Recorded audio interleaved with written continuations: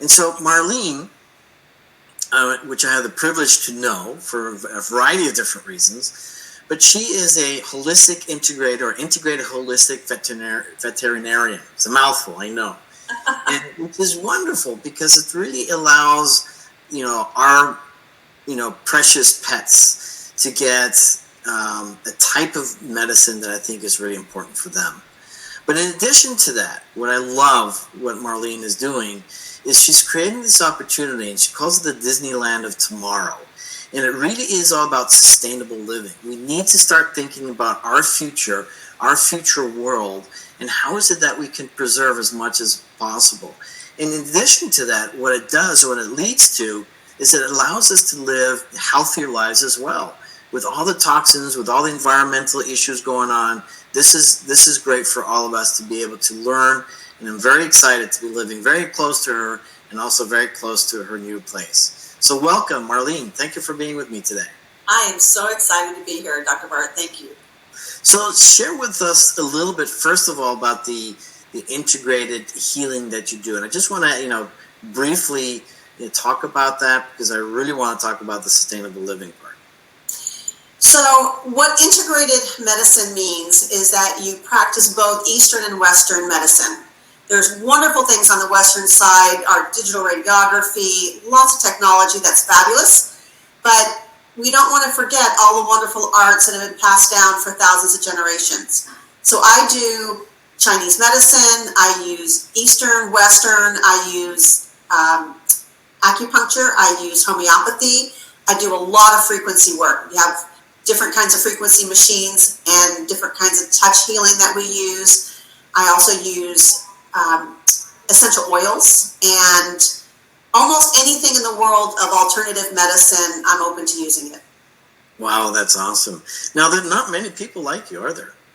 There are very, very few. Right. There's a few people that'll hang a shingle out and they'll say we do Chinese medicine, we do acupuncture, we do a few things here and there, but there are very, very few people out there that do all of them under the same roof.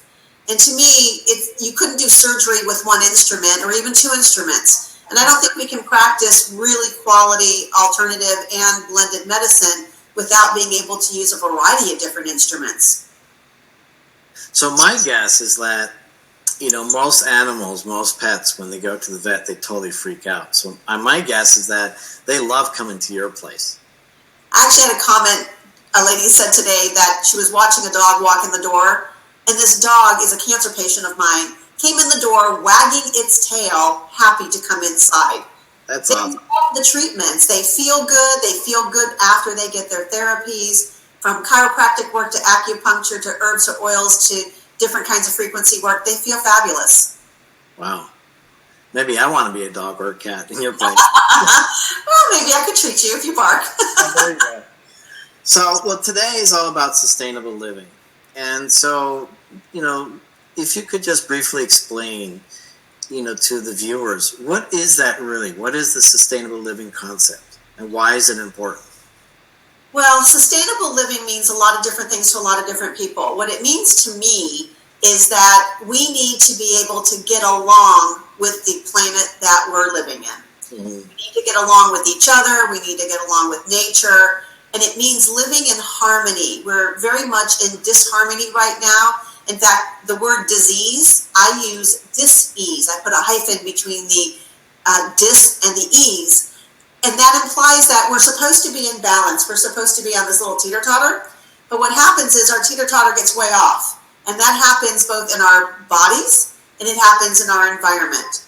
So sustainable living to me means that we have body, mind, and spirit all living in a balanced type of environment. So how we eat, how we give back to the earth, how we treat each other, how we care for our pets, all of that comes together, because in the end, if we don't take care of our bodies, we don't have a vehicle to hang out in. And if we don't take care of the earth, we're not going to have a place to come back to.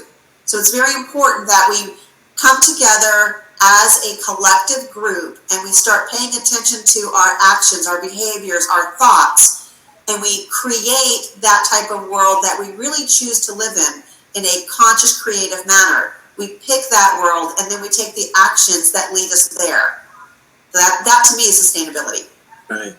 So here's my question then, because it seems so logical and obvious that we should be, very much focused on things like this. But why is it not mainstream? What's the reason for it not being such a mainstream thing when it's so obvious that we need to be doing this? Education. Okay. About in the 1940s, when the Rockefellers and the Carnegies really started taking over the nutraceutical, pharmaceutical, and insurance industries, they had a very concerted effort to eliminate alternative medicine. Mm-hmm. That happened. It was no longer taught in the colleges. Doctors were graduating with almost no education in diet and nutrition. And the same thing happened in the veterinary schools. So over time, we lost the ability to be conscious of what is it that we're putting in our bodies and putting on our bodies, and what are we doing to the environment. And we became a society of a very quick and easy, fast food, fast fix, fast everything, without even thinking about the implications of our behavior. We're coming around now to a time where people are starting to pay attention. I'm sure you're aware that the statistics right now are that 1 out of 2 males are going to have cancer in this country, and 1 out of 3 females are going to have cancer in this country. That's in the humans. On the pet side, when I first started practicing 30 years ago, we saw cancer once or twice a year. It wasn't even on my radar. Now we're seeing cancer anywhere from 4 to 6 cases a week, and those are new cancer cases. So the rates are accelerating, and people are starting to look around and go, wait a minute, why are we all getting sick? Why are we all having these problems? And a lot of people are really getting tired of being given a pill.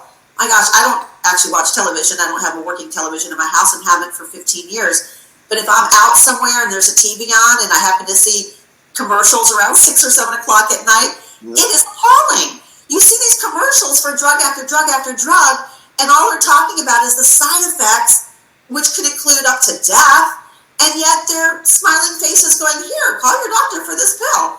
It's appalling. And the fact that so many people are still taking those medications, understanding that the side effects are worse than the medication itself. So what I do is I put my intention out that I want to draw clients to me that are wanting, willing, and ready to look at alternatives. And I'm blessed because I have a phenomenal clientele. So really what you're saying is that we're so programmed to get old. And the programming is that we're going to have aches and pains, and we're going to have heartburn, and we're going to have all these things. And so really what you're saying is that if we can connect, much better with the earth and the environment and be as natural as possible, that maybe we can just grow of old age and just die of old age rather than having all these diseases. Yeah, our society has trained us that when you have an ache or a pain or you have a symptom, that you take something for that symptom. And that's how we all grew up. And I now am passionate to tell people that not only is it not okay, but you shouldn't be feeling that way. And I teach people that your body gives you symptoms very much like the dashboard of your car. If your warning light came on and said, Dr. Bart, you have a problem with your engine, would you go and unplug the light and pretend that your car is fixed? Of course you wouldn't do that. Why do it all the time? No, I'm just kidding. So people get a symptom, they take a medication, the symptom goes away, and then they don't even think about the fact that the reason for that symptom might still be there. And if they don't address it, it's just going to escalate into a bigger and bigger problem. Yeah, and that's the big problem too, because, our society is geared to be very reactionary. And even this trendiness of being, preventative doesn't even really hit it on the nail either. It's really, adopting a lifestyle that, as you put it, is integrated. It's integrated with, yourself, with the environment, with the people around you, and everything else, so that you can find that balance and that harmony. And that's what's beautiful about having an environment like sustainable living. So describe a little bit about how that actually looks. I mean, I know you've got some property, you're working on this. What do you foresee in a center, that carries out sustainable living? What does it look like so people can know what it is? It's very multimodality. One of the areas is having alternative ways of growing food. So permaculture, hydroponics, I want to create a sustainable nutrient broth that's used in the hydroponics, one that doesn't just take away from the earth, and it's something that would reproduce itself, sort of like a friendship bread. Mm-hmm. So one model is how to produce food. A second model is how do we raise animals in a sustainable manner to where they have quality of life, and then we can share the resources. Another model is how to create sustainable housing, where we can use different kinds of modalities to generate electricity, where we just don't have to stay on the grid. And it's anything from solar to windmill power, and looking at alternatives to that. There's a whole science called biomimicry. Mm-hmm. And I think it's a hoot, because here man has been traveling along now for many, many years, trying to beat nature, trying to do something better than nature. And now we've created this whole science called biomimicry, and it's where biologists literally study how insects and animals function in the world, and they use them as the model to fix the problems that man has created. It's phenomenal. So the whole farm is going to have biomimicry type of thought process going into it. So we already know what are some of the problems living in communities. How can we fix that? And we look at the animal world and the insect world and create models so that the whole system works better, and that we're not just taking resources, but we're actually giving back. So would the center also be like a research center or training center for others? It is. It's going to have a research center. What I foresee is actually having a place where people who have creative ideas, let's say a fledgling scientist or just the average Joe Blow who has the great idea of inventing something but doesn't really know where to take it, he could come to this center, and I hope to have a webcast type of system, sort of like Shark Tank, except this would be in a more positive sense, where people could bring their idea, we could test it out with the scientists that we have there, and then we could put it into action actually on the site and see, does it work or what needs to be tweaked. The center will also have a raw food cafe, but it's not just a place where you can come and get something to eat. You got to go out and pick some of your vegetables, you learn how to juice, you learn how to ferment, you learn how to do fusion foods, and why it is that you want to do healthier things for your body. And when they leave, they'll actually leave with a little mini plant. We'll get them into growing. If nothing else, at least grow some herbs at your house. You can grow them in a pot. So we're trying to get people to do more around their own house. You can live in an apartment complex and you can still grow stuff on your patio. Yeah, one of the cool things that I actually have myself, and it's not growing anything right now, but it's called the Tower Garden.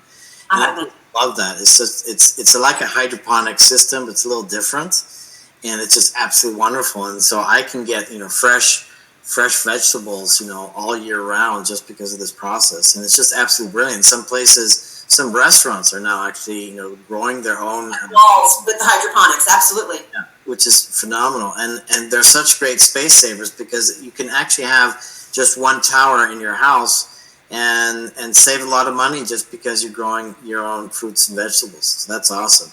We have a lot of people that say, well, I can't eat organic because it's too expensive. Mm-hmm. Well, grow a lot of your own food, especially your kale, your superfoods. You can grow that yourself. You really don't need to go buying that. And it's easy to grow them in towers or hydroponically or in a raised bed. And then the second thing that we try to do for people is to realize that when you're eating nutrient-dense food that actually has something for your body, right, you eat so little of it. I eat, on the average, probably 2 handfuls of food a day. Right. And I'm never hungry. But I'm always putting in something that's very nutrient-dense. I eat fermented foods, cultured foods, a lot of probiotic, very, very nutrient-dense, and I focus on superfoods. And I never get hungry. It's interesting you say that, because one of the reasons we get hungry, besides the need for calories, but there's 2 reasons that people just are not really quite familiar with. Number one is if you're dehydrated, because as you burn food, you also create water. And so a lot of people, because 75% of the population is actually dehydrated. That's true. And so eating food helps create more water or hydration in the body. But the other part is lack of the proper nutrients. And what's interesting too, is I also work with a company called Juice Plus, and discovered that they produce supplements that are just strictly fruits and vegetables. And what they do is they vine ripen these, because it's interesting, because in the last 3 or 4 days of any vegetable or fruit ripening, that's when you get 50% of all the nutrients. And so it's interesting for me to find out that apples, for example, and I know you know this, so I'm not going to ask you, but they are stored for 6 to 8 months before they hit the shelves. No, it's So just imagine, they're picked way before they're ripe. They're in storage for such a long time. They lose all their nutrients. And so no wonder, we want to eat a lot more. And so it's awesome when you can grow your own food. Like you said, you can do it in your own apartment, and it's not that difficult, and it's not that expensive. And in fact, studies are showing, especially with these towers, and I have to post something on my website, and I will, is that you actually save money. I think you can save up to 20 to 30%, when you grow your own produce. Not only that, but when, especially fruits, are ripened on the vine in the last couple of days before they ripen, they produce a chemical called sylvesterols. And that is a very high anti-cancer product. The plant produces it to keep fungus and pests from eating it. It's its own protective system. But sylvesterols are a huge, important piece of how we prevent cancer in our own bodies. Well, we don't get sylvesterols because if you're buying all the fruits and vegetables in the grocery store where it was picked before it was even ripened, and then it's been shipped, it never has a chance to produce that. What's interesting too is because so many people are focused on, let me take my multivitamin, let me do this, and let me do that. And the truth is, when you really do look at the science, that many of these products are just really quite ineffective. And so the truth is that you need to eat organic, and you need to eat fresh. And, if you're going to want to, have the health that you desire, drink a lot of water, but also create that environment around you. That's what I love about, your vision. You say your vision is not just to provide food, not just to provide, great places for the animals to be held, but really also to add all the other elements like meditation, lifestyle, what are the things that we get to focus on. And so it's really just a transformational process where it actually becomes what I call more elemental and more grounded, more pure, more alignment, and a chance for greater fulfillment, happiness, and harmony. There's so many aspects to the center. There is the teaching center. There's a healing portion to it. I have a library, I have a library of over $10,000 worth of video programs, everything from meditation to astral projection to just how to make your life better. And those programs are going to be available to the participants at the place that if they go out there, they can have lunch, you can go watch some videos, you can go into a seminar, you can have a healing session. So it's a very multimodality place. We're looking for people who would like to come out and share space with us. Great. I'm very happily going to promote you because I totally believe in what you do. So if somebody wants to reach you, how do they find you? Well, my website is www.pascovet.com. That is Pasco, Pasco, V like in Victor, E Edward, T Tom, pascovet.com. And my phone number is 813-973-2929. So I just put both those up. So 973-2929. Awesome. And so I'm hoping that you can get inundated with phone calls and people, asking about what it is that you do. And just know that this platform is #Real People, Real Conversations, and really getting those voices out there so that people can hear new voices, new opportunities, new solutions for them, so that now you can find out what you don't know, what you need to know, what you don't know, and make changes in your life. And so I'm really excited to be talking to you, Marlene. Thank you. Do we have 2 minutes for me to just do a kind of summary of what people... Absolutely. Go ahead. Go for it. So I have a 4-step process for people and their pets. Number 1, and this helps them also, stop the toxicity. Find all the areas in your life where you are adding toxins to your body. Either you're eating them through non-organic foods or through chemicals, pesticides, hormones, and GMOs. And also, what are you putting on your skin and what are you breathing? Because your skin is your largest organ of absorption and excretion.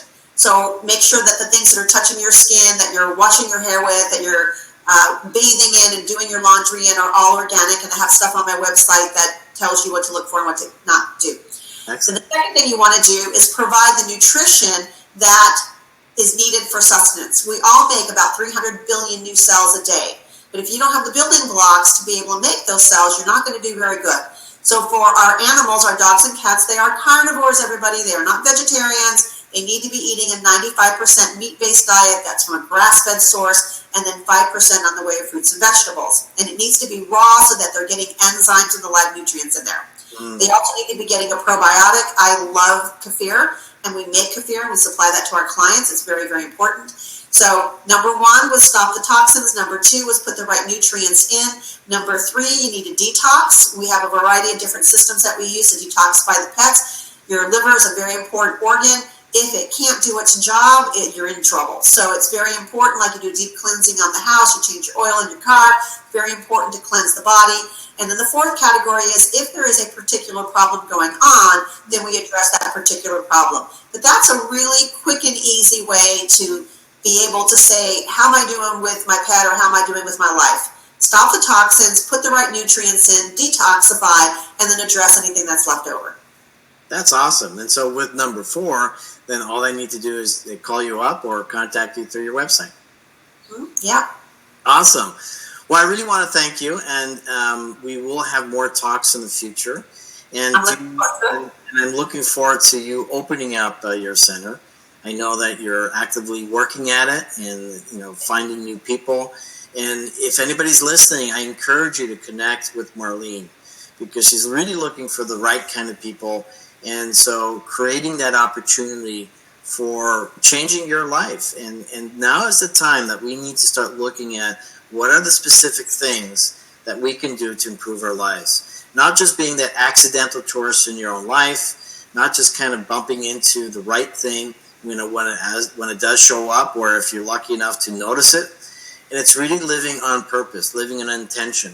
And so again, my excitement for this platform is bringing people to the forefront like Marlene, ordinary people living extraordinary lives, things that you and I can do.